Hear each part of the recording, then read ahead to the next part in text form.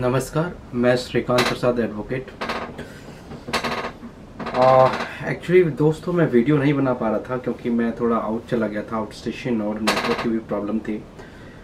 तो आज ये मोस्टली सबसे पहले उस बच्चों के लिए है जिन्होंने ग्रुप बी आरआरबी एनटीपीसी का एग्ज़ाम भरा था और उसमें प्रोसेस कंप्लीट किया, अपना एग्जामिनेशन दिया, एडमिट कार्ड निकला, मेरिट निकला, डॉक्यूमेंट वेरिफिकेशन के लिए कॉल हुए और लास्ट स्टेज पे उनको रोक दिया गया। रीज़न क्या था कि आप लोगों के पास डॉक्यूमेंट वेरिफिकेशन के नाम पर एलिजिबल डॉक्यूमेंट्स जो चाहिए 12th क्लास का सर्टिफिकेट वो नहीं है।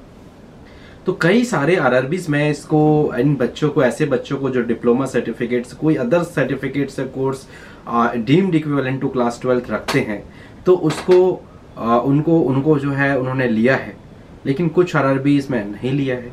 तो अब यही इशू है कि जिनको नहीं लिया गया उनको भी लेना चाहिए। तो इसमें इंपॉर्टेंट ये था कि मेरे पास चेन्नई, आरआरबी चेन्नई और आरआरबी बेंगलोर, इन दोनों जगह से जो है बच्चे मेरे पास चार पांच आए थे। और हमने क्या किया, जूरिस्डिक्शन भले ही चेन्नई कैट का और यहाँ का बन रहा था, लेकिन हमने ओए भी डाला और ट्रांसफर पिटीशन भी डाला।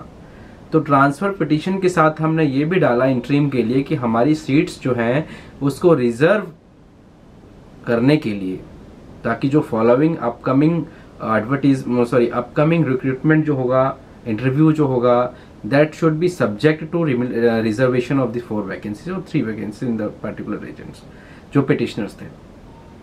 तो ये जो है इशू कोर्ट के पास भी गया। ट्रांसफर पिटीशन भी हमारी हियरिंग थी फ्राइडे को, तो फ्राइडे को उस पर नोटिस इशू हुआ और ट्रांसफर के लिए डिपार्टमेंट को नोटिस चला गया है along with the petition that why it should not be transfer and why the interim relief should not be granted to the student, to the petitioner in respect of reserving 4 seats because they are having the eligible certificate which is higher than the equivalency of class 12 certificate।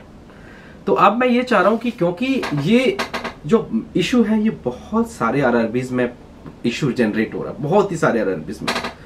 तो यहाँ पर important ये है कि जो मैं सोच रहा हूँ कि क्यों ना एक नॉर्मल सिविल रिट पिटीशन डाला जाए दिल्ली हाई कोर्ट में, बिकॉज इसलिए क्योंकि जो आरआरबी है, आरआरबी का हेडक्वार्टर कहाँ है? दिल्ली में।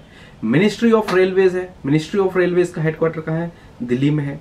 तो जब सारी बॉडीज दिल्ली में हैं, तो आरआरबी के जो डिफरेंट जोन्स हैं, जो लोग नहीं सिलेक्ट कर रहे हैं ऐसे बच्चों को, तो कोई नहीं, बट उनका प्रिंसिपल कौन है? That is RRB Delhi. RRB board जो है, रिक्रूटमेंट बोर्ड दिल्ली में है, ऑफिस यहाँ पे है। तो इसीलिए हम रेट पिटीशन में 2 ही को नाम जो है रिस्पोंडेंट बना करके डालने वाले हैं। एक कॉमन उसमें कि जितने भी आरआरबीज इंडिया में हैं और जो लोग एक्सेप्ट नहीं कर रहे हैं ऐसे बच्चों को, जिनके सर्टिफिकेट डिप्लोमा के नहीं कंसिडर किए जा रहे हैं एज अ 12th इक्विवेलेंट, और उनका कैंडिडेचर रिजेक्ट कर दिया जा रहा है, उनकी अपॉइंटमेंट, उनकी वैकेंसी, सब चीज रिजेक्ट कर दिया जा रहा है। किस बेसिस पे भाई? आपको अगर करना था ये काम, आपको 2 चीज करनी थी। You must have done these things, otherwise your plea at this moment should not be accepted, and that was the first, आपको एलिजिबिलिटी कंडीशंस में लिखना था कि क्लास 12th के ही सर्टिफिकेट चलेंगे, इक्विवेलेंट नहीं चलेगा। और इक्विवेलेंट में आपको डिफाइन करना था कि क्या क्या सर्टिफिकेट्स इक्विवेलेंट में चलेंगे, आपने नहीं किया। अब मुझे बताइए कि क्लास 12th के इक्विवेलेंट में और कौन कौन से सर्टिफिकेट्स होते हैं जिसको इक्विवेलेंट माना जाता है? डिप्लोमा ही हुआ, डिग्री तो हो नहीं सकती है बिना 12th के। तो भैया 12 डिग्री करने से पहले तो कुछ चाहिए, 12th चाहिए। तो 12th नहीं करी तो डिप्लोमा को माना जाता है, तो डिप्लोमा 12th से हाईएस्ट हो गया।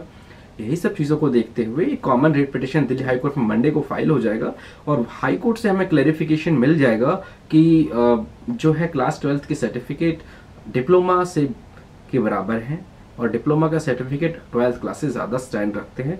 तो हमारा अगर ऑर्डर हो जाता है, और ऑब्वियसली होगा क्योंकि इस पे क्लैरिफिकेशन आज तक नहीं हुआ है कोर्ट्स का, सिर्फ हिमाचल प्रदेश हाई कोर्ट में एक ऐसा मैटर था, तो हिमाचल प्रदेश ने बोला कि they are at higher pedestal than the class 12 certificate, तो वो माना उसको। तो इसके लिए हम मंडे फाइल कर रहे हैं। तो हमारी वेडनेसडे थर्सडे को हियरिंग हो जाती है, नोटिस इशू हो जाता है, उसमें भी हम रिजर्वेशन के मांगे जितने आरआरबीज में ऐसे इशूज हुए हैं उन सब बच्चों की सीट रिजर्व होनी चाहिए जिनके कैंडिडेचर रिजेक्ट हुए हैं। इसी के साथ जो मैटर हमारा कैट में चल रहा है उसमें भी नोटिस इशू हुआ है और जो मेन पिटिशन कैट में है उसमें भी हुआ है, और दोनों चल रहा है शायद 11 या 12 अप्रैल के लिए है। तो वो तो जो है चलेगा ही चलेगा दोस्तों। और हम हाई कोर्ट से भी क्लैरिफिकेशन मांगते हैं। आप लोग इस चीज़ से चिंता ना करें कि ये सीट्स जो है फिल हो जाएंगी तो हमारे लिए कुछ नहीं बचेगा, ऐसा कुछ नहीं है। एक्चुअली जो आप 4 लोग जो पिटिशनर्स बने हैं उनका सीट लास्ट तक, जब तक कोर्ट का डिसीजन आएगा तब तक है।